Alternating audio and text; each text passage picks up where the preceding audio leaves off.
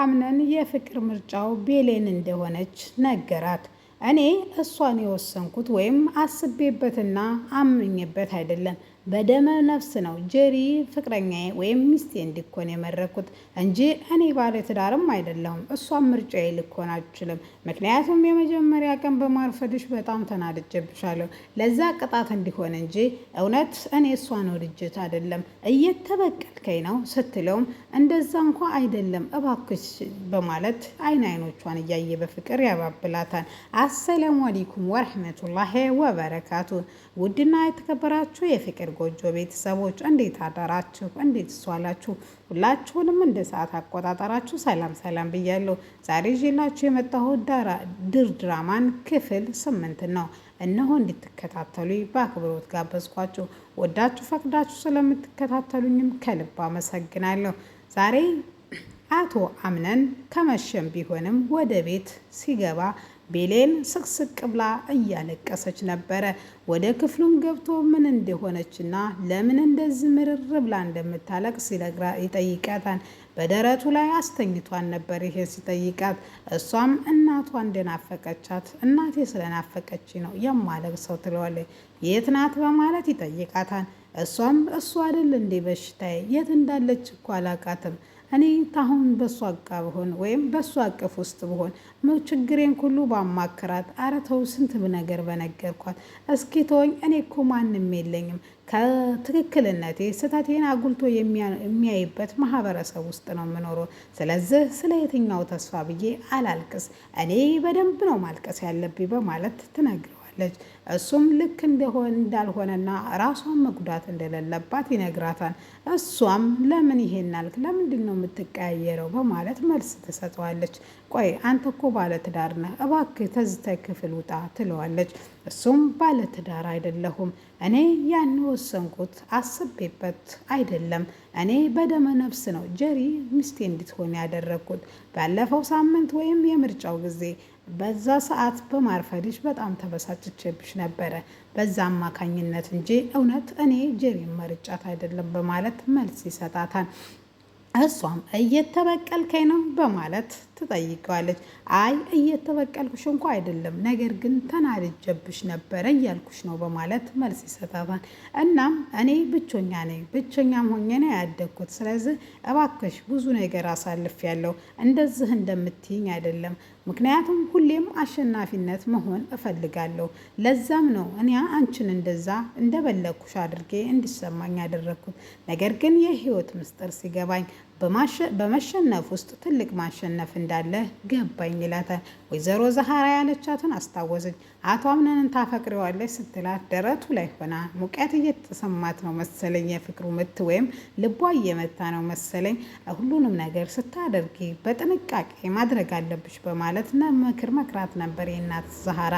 እናት ዛሃራ ያለቻትን ካስታወሰች በኋላ ባለትዳር ሰውዬ ጋር አብሬ እንደዚህ ሲሆን በዚህ ሰዓት ምን ይለኛል? እሱስ እኮ ይታዘበኛል፣ ርካሽ ሴትም ልመስለው እችላለሁ በማለት ታብሰለስላለች በሀሳብ። አምነንም በሀሳብ እንዲህ ይላል፣ እንደዚህ እኮ ሲሆን ባለጌ ልመስላት እችላለሁ፣ በእኔ አመለካከት ውስጥ ወይም ሴሰኛም ልመስላት እችላለሁ፣ ይሄማ ማድረግ የለብኝም እያለ እሷ ድንገት ተጉያው ትወጣና እባክህ ከዚህ በኋላ አብረን ከቆየን ጥሩ ስለማይፈጠር እባክህ ከክፍሉ ውጣልኝ በማለት አምነንን ከዛ ከክፍል ታስወጣለች።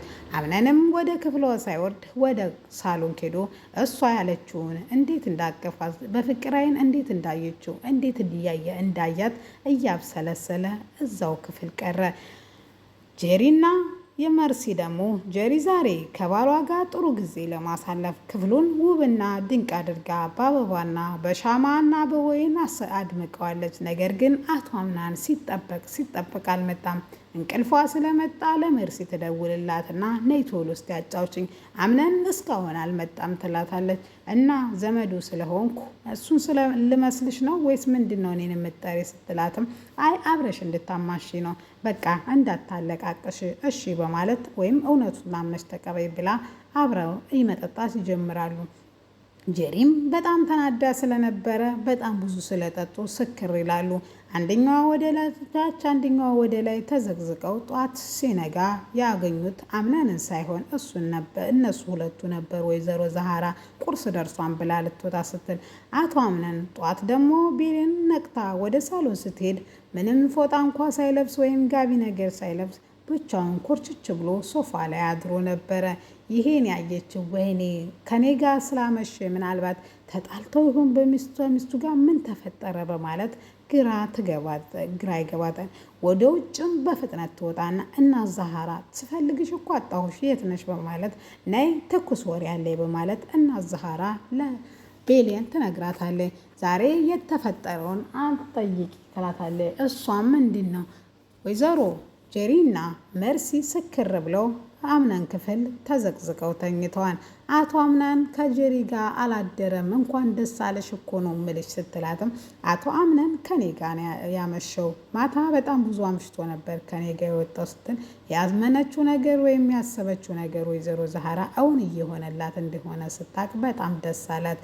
ሲፈን በጣም ከዛ ተቤት መውጣት ስለማትፈልግ ወይም አላማዋን ሳታሳካ ከዛ ተቤት መውጣቷ ፈጽሞ የማይሆን ነውና የትዳር አጋር መሆን ባችል እዛ ቤት ተቀጥራ ድርጅቱ ውስጥ የመስራት ፍላጎት እንዳላት ለአምነን እናት ስቅስቅ ብላ ቤተሰብም ምንም እንደሌላት መጠጋ የተሷ ትልቅ ስኬት የዚህ ቤት ንግስት መሆን ነበረ።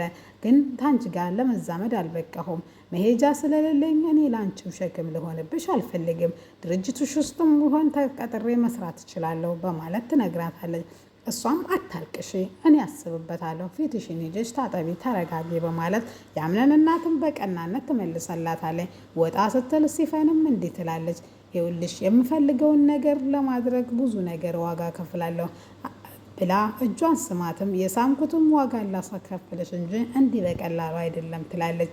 ያምነን እናትም መርሲን ለመጉዳትና ወይም ለመግደልም ቢሆን ከዛ ሀገርም ለማስወጣት ቢሆን ይህችን ብቸኛ ልጅ ልጠቀምባት ይገባል ብላ ታስባለች። እሷም በሀሳቧ ሁሉም የሀሳቡን በሀሳቡ ተተነጋገረ በኋላም ወደ ታች እንዲወርዱ ይታዘዛሉ። ቁርስ ሰዓት ነበረ። ቁርሱም ዛሃራ ቁርሱን ካቀረበች በኋላ ሁሉም ተሰብስበው መቀመጥ ጀመሩ። እንዴት ተቀመጡም እንዲህ በማለት ጄሪ ከክፍሉ ሳይወጣ አቶ አምናን ሽቶውን ተቀብቶ ሊወጣ ሲል ማታ እኮ ስጠብቅህ ነበረ ለምን አመሸህ ስትል ይሄን ወይም የት አመሸህ የት አደርክ ስትለውም ይህን የማስረዳት የአንቺ ግዴታ እኮ የለብኝም ይላታል። እንዴ ቢያንስ እንኳን ማወቅ አለብኝ ሚስትህ እኮ ልሆን ነው ስትለውም በቃ የለብኝም እኮ አልኩሽ አይደል አንቺ ይሄንን የመጠየቃች ብሏት ጥሏት ሊወጣ ሲል ማታ ጥሩ ጊዜ እንድናሳልፍ በጣም ፈልጌ ነበር እኮ ብዙም ጠብቄ ነበር። እንዴ እኔ ምን አስጠበቀሽ? አልጋውን አንጥፎ ተነጥፎልሽ የለም አተኝም ብሎ ኮስተር ብሎ ጥሏት ይወጣል። ይህ የሚያየችው ቆይማን እንደዚህ ሊያሰቃየ ነው እንዴ መረጠኝ? ለምን መረጠኝ ታዲያ በማለት ጄሪን በራሷ ሀሳብ ተጠምዳለች። ምክንያቱም የፍቅር ጊዜ ጥሩ ጊዜ እናሳልፋለን ያለችው ጊዜ ፈጽሞ ወይም የዛቤት ንግስት የምኮንበት እየተሳካላት እንዳልሆነ አወቀች። ቤሌንም ይህ ነገር አለመሆኑ ወይም ምርጫውን ደግሞ በይፋ እንዲያሳውቃት በአክብሮት ትጠይቀዋለች። ጠዋት እንደተሰበሰቡም ጄሪ እንዲህ በማለት ትጠይቀዋለች። እኔ አቶ አምነን እንደ ትዳር አጋር ማገዝ ያለብኝ ሁሉ አግዛለሁ። ውጭ እንድታድር አልፈልግም፣ በስራ ብዛትም እንድትጎዳም አልፈልግም በማለት መልስ ትሰጣለች። እሷም እናቱን በጣም ትደነግጥና እንዴ ልጅ አምነን የት ነበርክ? ለምንድን ነው እንዴት ብላ ትጠይቀዋለች። እሱም ምንም አልመለሰም፣ በጸጥታ ነበረ። ወይዘሮ መርሲ ግን የኔ የወንድሜ ሚስት ልጅ አሁን ጥሩ አጋር ነሽ። ምክንያቱም ባልን በቤትም ቢሆን በውጭ ማገዝ አንደኛው የትክክለኛዋ ትዳር አጋር ሴት ነው በማለት ትገድፋታለች። አዎ እኔ እንደዚህ እንዲሆንብኝ አልፈልግም ብላ ጄሪም ሀሳብ ትሰጣለች። እናቱ ተናዳለች። ምክንያቱም እንዴት ውጭ ያድራን አድሮም አያውቅም በማለት ነገር ግን ቤሌንና አምናን እየተያዩ ፈገግ የሚል የፍቅር ስሜት ነበር ያላቸው። ሁሉም ደብዛው ጠፋ። ምክንያቱም ቤሌን ጋነኛ መሸወት ወይም ሶፋ ላይ ነው ያደርኩት እንዴት ብሎ ይናገር። እናቱም አፋጧ ይዘዋለች። ለምን ቶሎ ተናገር ለምን አትናገርም ትለዋለች። እሱ ግን ቤሌን አሳልፎ ይሰጣን ወይስ ራሱን አሳልፎ ውጭ ነው ያደርኩት ብሎ ይናገራል። አቶ አምነን ምን ይል ይሆን? የሚለውን ክፍል 9 ላይ ይዤላችሁ እመጣለሁ። ለዛሬ ግን ይህን ይመስላል።